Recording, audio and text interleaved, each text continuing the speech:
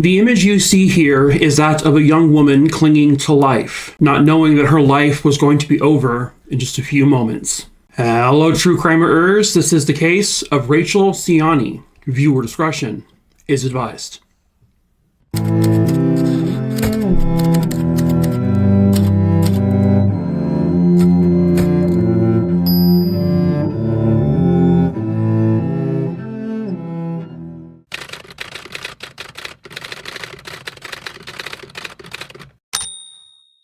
Rachel Elizabeth Siani was born on April 18th, 1978. Rachel was described by many people as being a very vivacious person with a lot of energy, and she was like the epitome of spunkiness. Rachel had a very lofty dream. She wanted to become a music therapist. That was her goal. And when this occurred, she's actually attending Bucks County Community College, specifically at that point studying psychology. She was really working hard to have a very good future for herself. And in order to do that, she was working at a gentleman's nightclub. And so people would say that by day, she was Rachel Siani.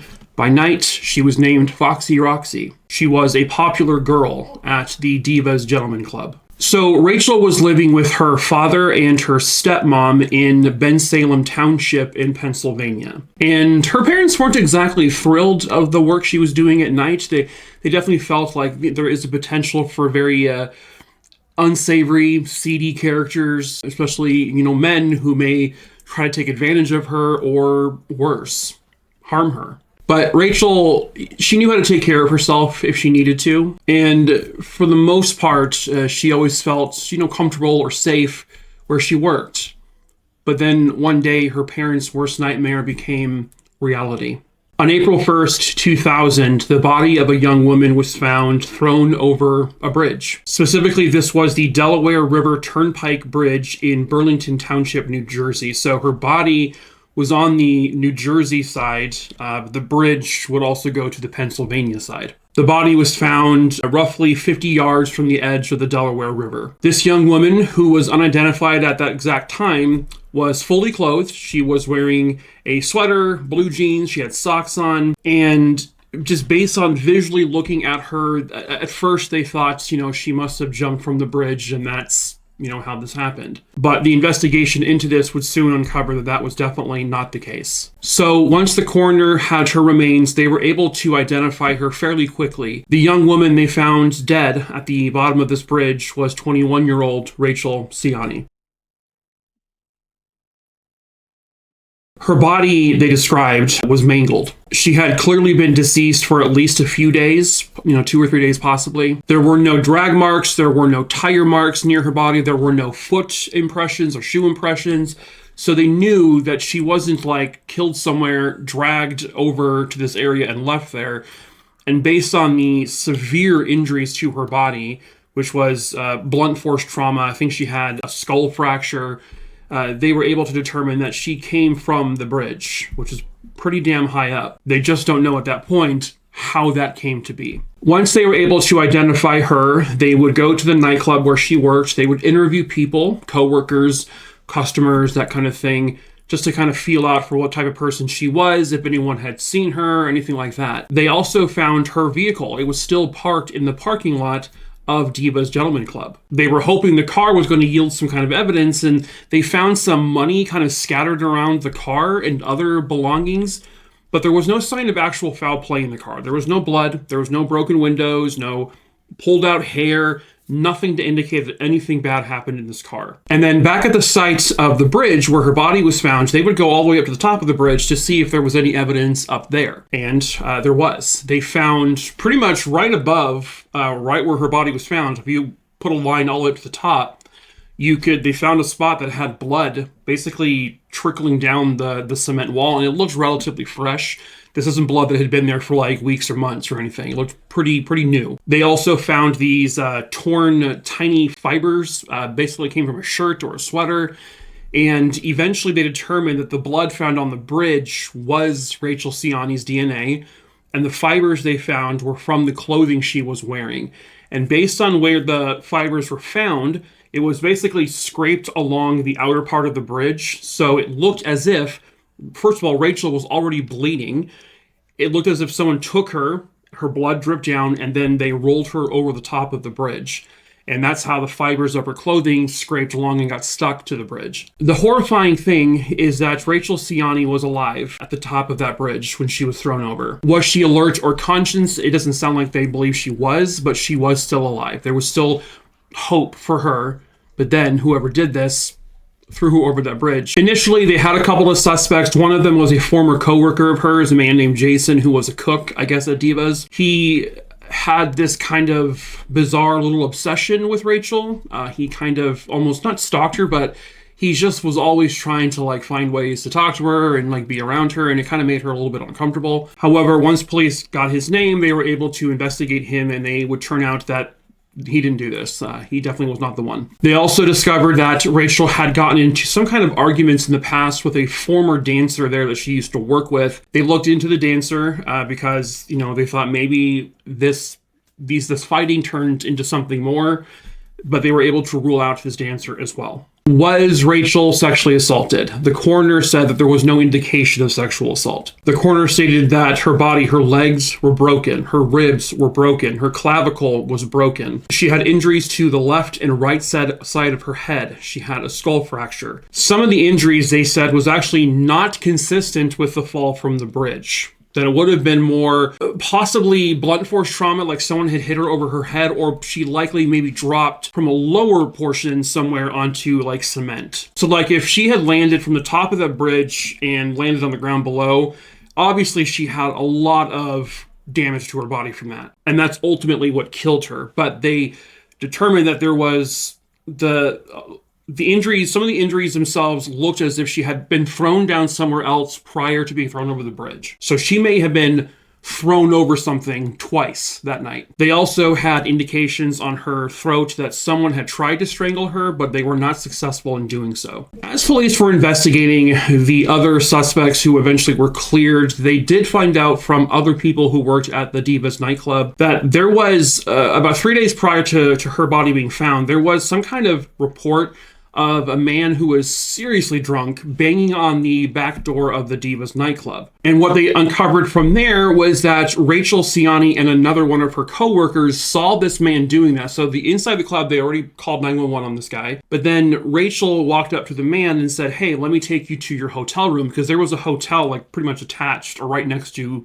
Divas. They would learn that this man's name was John Jack Danafa. Jack was a regular at Divas. He had been known in the past to get very, very drunk there on a number of occasions. He was also considered a really friendly guy. He was really never violent. He was never like loud or mean to anyone. He just seemed to have like this friendly demeanor with everyone who worked there. And, you know, they were like, honestly, we had fun with the guy. He was a fun guy. They did uncover that Jack had he wanted to have a special bond with Rachel, and that he was kind of infatuated with her, maybe had a little crush on her. And he usually tipped Rachel a lot. He gave her a lot of money. And Rachel would say that she barely had to do anything to get extra money from him. He was just that much in love with her. I don't know what he thought, but that he just gave her money. And certainly Rachel had no fears of being, you know, next to this guy, because again, everyone was super friendly with him.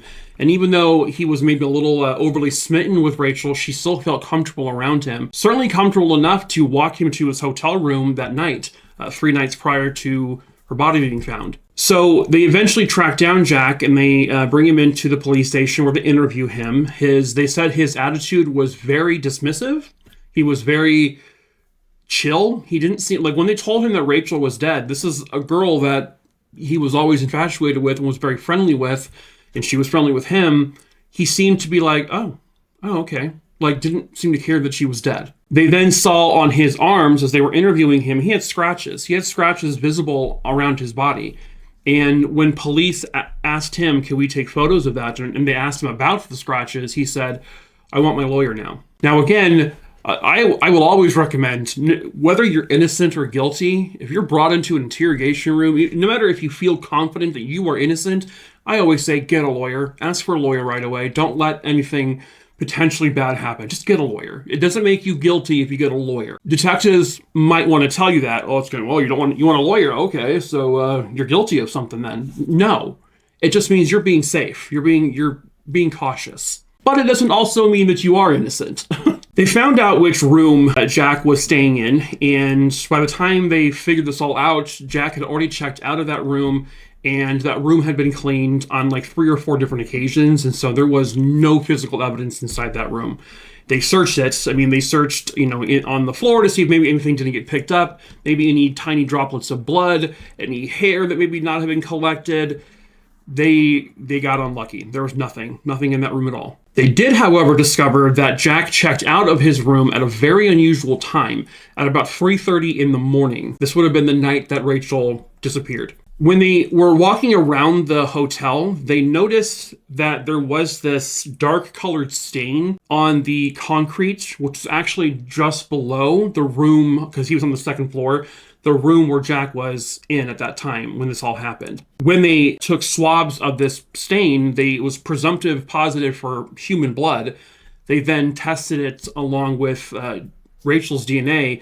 That pool of blood that was almost dried up at that point, that was just below Jack's room, was Rachel's blood. And so what they got from that was that this is where the injuries to Rachel came from. Those initial injuries that caused her other fractures. She had been taken from the window, thrown over the window and down to the concrete below. This was likely to make it easier for potentially Jack, allegedly, to put her in the back of his red pickup truck because he drove a red pickup truck. Luckily, there are cameras that are around that bridge, and I guess when they're going through like a toll plaza, you're on video. And so police looked through hours and hours of footage, and they finally found a red pickup truck driving, through this toll area. This was on March 29th, 2000, when this car drove through this toll area. And at first, it didn't seem unusual. But then, when they looked a little bit closer and they paused the image, they see something truly chilling, very unsettling and disturbing. There is a very clear human body in the back of that truck. You can very easily make out that there are 2 legs that are kind of spread apart.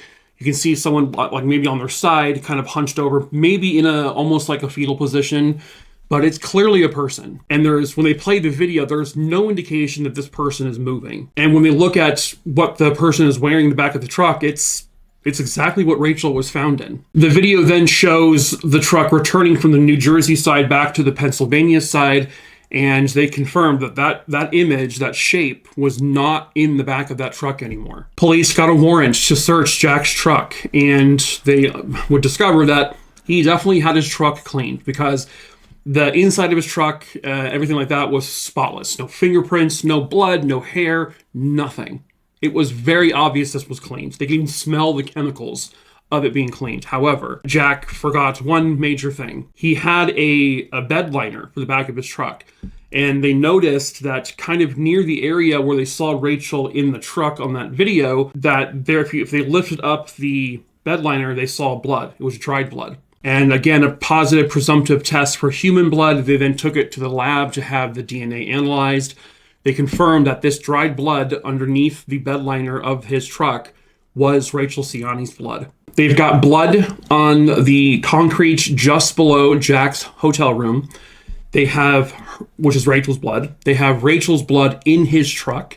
They have the camera footage of a body. Can they say for sure in that image it's Rachel's body? No, but they do have the blood. So again, that image is definitely Rachel. They have circumstantial evidence that she was last seen with him walking to his hotel, specifically to his room. They had witnesses who said that. They also have the circumstantial evidence that he was the most infatuated with anyone there. It was with Rachel, and that he splurged on her all the time. Jack Denofa is arrested, and he is charged with the murder of Rachel Siani. He claimed he was innocent. He said he did nothing to her, that they had the wrong guy, and that he wasn't driving his truck that night. He wasn't denying that the red truck they found on that video footage was his. He said, yeah, that's my truck, but he said, I wasn't the one driving it. Which, to be fair, you cannot see in any of the images who was driving that truck. But who was driving a truck other than you? So what they believe happened is that Rachel, because she was friendly with Jack and Jack was friendly with her, Jack was banging on the outside door of the Divas nightclub, probably because he was thrown out for maybe being a little drunk. too drunk. Rachel saw this and said, okay, I'll take care of him, it's fine. And she convinced Jack to walk away from the club, and she walked him to his hotel room. There are witnesses who saw this happen. She walks him into his room at the hotel, and from that point, they think that Jack likely tried to initiate sex with her, maybe even tried to force sex upon her, but she resisted and she said no. This made him unhappy. He was drunk.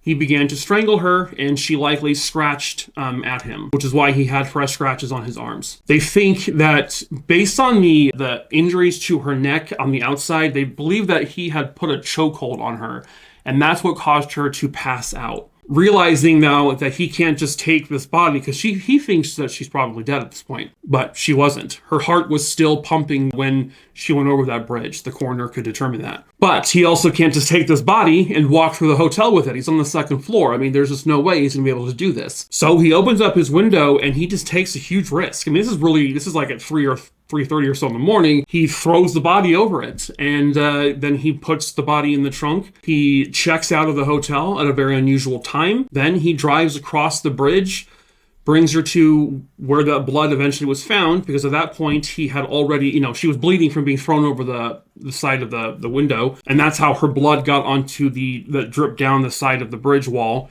Then the fibers from her clothing scraped against the wall, and then he just dumped her over, and it killed her. That's what killed her. The evidence against him was unbelievably strong. You have DNA evidence, you got fiber evidence, you have witnesses, you've got circumstantial evidence. There's no way that he's going to be found not guilty. In November of 2002, Jack Denofa goes on trial for the murder of Rachel Siani, and the jury comes back with a verdict of guilty. Jack Denofa is then sentenced to 30 years to life. So, of course, means that he has to serve at least 30 years before he can ask for parole. And so if this was in 2002, it'll be not until 2032 when he can even begin asking for parole. Rachel Siani was a beloved member of the community. Everyone at the Gentlemen's Club loved her. She was sweet as can be. She was working there to pay for her education.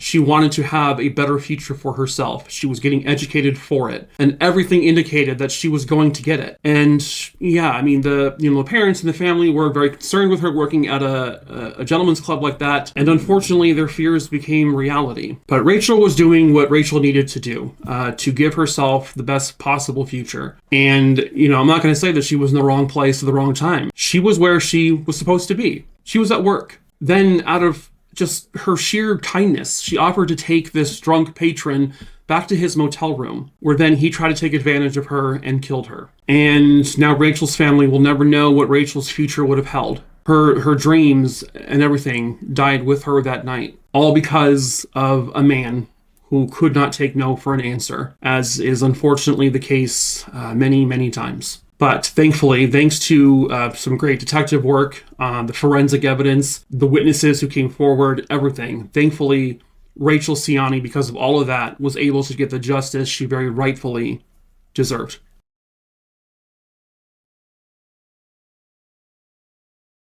But that is it for this case. True crime, a rooney dooney dingleberry dongs. I hope you found it interesting. As usual, hello, my name is Mike. If you are new here, I tell true crime stories here on YouTube, obviously. So please subscribe if you're into that kind of thing. Give this video a like, drop a comment, so that way more people can see it. Hit the bell so you're notified of when I post new videos. I post almost daily at this point, so yeah, check it out. You're already checking it out if you're here. That was a weird thing to say. Anyway, I also tell short form true crime stories over on TikTok. The link to my TikTok is in the description of this video below in the link tree. You can also just search Making a True Crimerer on TikTok and you'll find me easily. I do post compilation videos at the beginning of every month here on YouTube from all my videos from the previous month on TikTok, so you can see them that way as well. Also in that link tree below, you'll find my case list. That's actually over 7,200 names long now. I typically choose cases at random, so if there's a case you want me to cover, just send me an email, also listed below. Just the name of the case, where it happened, and when it happened. I'll add that name to my list. Like I said, I pick cases at random, unless if you are a loved one directly connected to a victim, missing person, cold case, unsolved, or you want their story told, let me know in the email that you are family, and that way I can make that case a higher priority. But that is it for this video, True Crime Maroonies. So until the next case, ta-ta for now. Bye.